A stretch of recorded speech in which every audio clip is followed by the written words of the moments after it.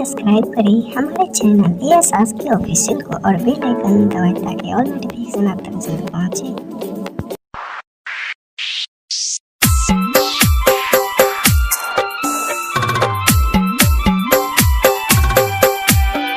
Music by DJ Umesh Shukipur Bazar. हाँ बड़ा रे जतन से हम बहंगी सजलिए रे बहंगी सजलिए वह बहंगी के सुगा दे जुठाए। हाँ वह बहंगी के सुगा दे जुठाए। कोना कयर छठी माई देबऊ हम गे तोरा देबऊ मागे तोरा आंगन बैठी किछो ने फुराए। हाँ आंगन बैठी किछो ने फुराए। हाँ वह बहंगी के सुगा दे जुठाए। डीजे उमेश प्रेम से बोलो छठी मैया की सुखीपुर बाजार ऋषि रिकॉर्डिंग स्टूडियो मालिन चौक।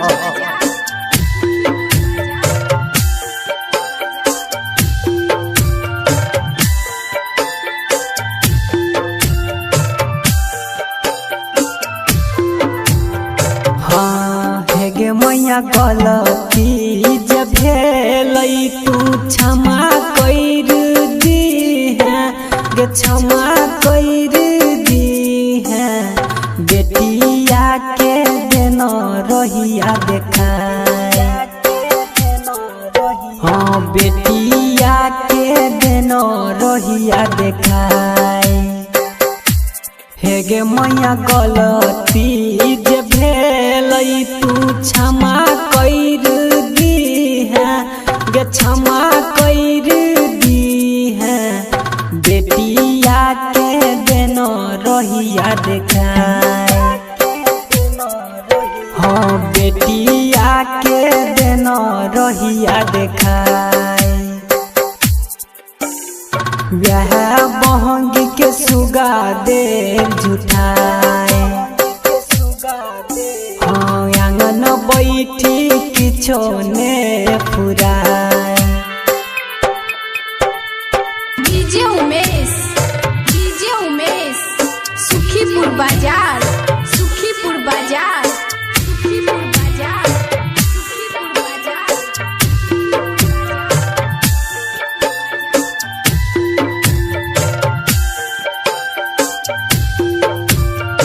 ऋषि रिकॉर्डिंग स्टूडियो मालिन चौक। हाँ हेगे मैया काइन कहै छियौ सुन ले न बिनती गे सुन ले न बिनती।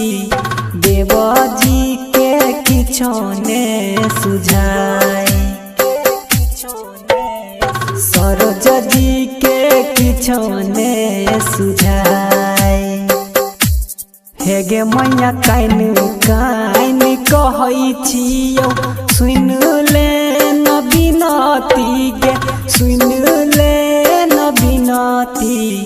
पर बिन जी के किछो ने फुराए।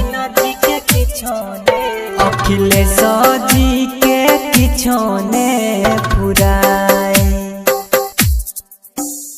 वह बहंगी के सुगा दे जुठाए। हाँ आंगन बैठी किछो ने फुराए। Recording by Rishi recording studio Malin Chowk.